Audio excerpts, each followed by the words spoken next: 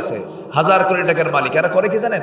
হুজুর দুই একটা ভাড়া করে রমজান মাসে শুরুতেই চলে যায় মক্কায়, যে বলে হুজুর আপনি এমন দোয়া দিবেন আমাদের জন্য, আমরা এখানে আসি প্রতি রাকাতে প্রতি ওয়াক্তে 1 লক্ষ রাকাতের সওয়াব পাওয়া যায়, তো আমরা এখানে থাকবো 1 মাস 11 মাস যেন কাভার করতে পারি।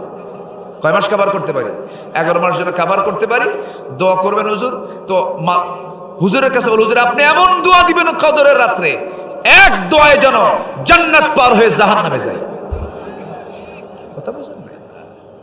এরকম চরিত্রে কিছু লোক আছে না, সারা মাস রমজানের রোজা রেখে দাড়ি টাড়ি রেখে বুজুর্গ হইয়া কপালে কালো দাগ ফালাইয়া দিয়া ঈদের দিন দেশে এসে সন্ধ্যার পর 3 বোতল মদ খায় শীত হয়ে পড়ে